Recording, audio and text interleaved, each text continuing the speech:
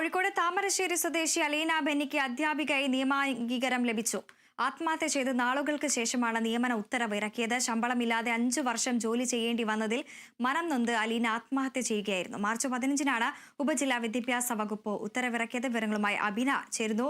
അബിന, ഈ ഒരു നിയമനം ലഭിക്കാത്തതിൽ മനം നൊന്തുകൊണ്ടാണ് ഇത്തരത്തിൽ ഈ അലീന ബെന്നി ജീവനൊടുക്കി നാളുകൾ പിന്നിട്ടപ്പോൾ ഇപ്പോൾ നിയമന ഉത്തരവ് ലഭിച്ചിരിക്കുന്നത്. വിവരങ്ങൾ തീർച്ചയായും ഈ ഒരു നിയമന ഉത്തരവ് വരുമ്പോൾ അത് കാണാനോ അല്ലെങ്കിൽ അത് ആസ്വദിക്കാനോ ഉൾക്കൊള്ളാനോ ഇന്ന് അലീന ഇല്ല എന്നുള്ളൊരു ദുഃഖം ഇപ്പോൾ നിലനിൽക്കുന്നുണ്ട്. അത് കുടുംബത്തിനും അങ്ങനെ തന്നെയാണ്. പിതാവ് പറയുന്ന കാര്യവും അത് തന്നെയാണ്. തന്റെ മകൾ മരിച്ചതിന് ശേഷമാണ് ഈ ഉത്തരവ് ലഭിക്കുന്നതും അതോടൊപ്പം തന്നെ അലീനയ്ക്ക് ലഭിക്കാനുള്ള പണം, അതായത് സാലറി മുഴുവൻ തുകയും നൽകാം എന്നുള്ളതും ഉത്തരവായിട്ടുണ്ട്.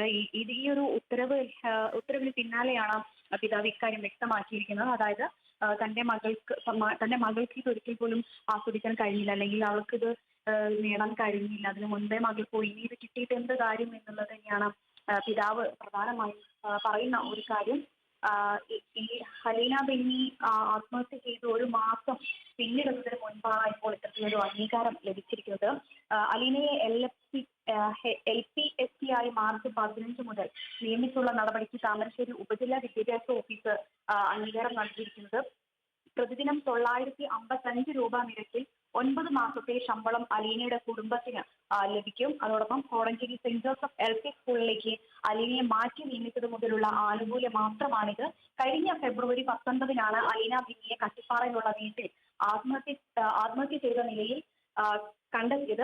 5 വർഷത്തോളം സ്ഥിര നിയമനമാകാതെയും ശമ്പളമില്ലാതെയും ജോലി ചെയ്തതിന്റെ മനോവിഷമത്തിലാണ് അലീന ആത്മഹത്യ ചെയ്തതെന്നായിരുന്നു കുടുംബത്തിന്റെ ആരോപണം. അതിൽ മതിയായ രേഖകൾ സമർപ്പിക്കാത്തതിനാലാണ് നിയമനം സ്ഥിരപ്പെടുത്താതിരുന്നതെന്ന കുടുംബത്തിന്റെ ആരോപണം താമരശ്ശേരി രൂപത എഡ്യൂക്കേഷൻ സൊസൈറ്റി തള്ളുകയും ചെയ്തിട്ടുണ്ടായിരുന്നു.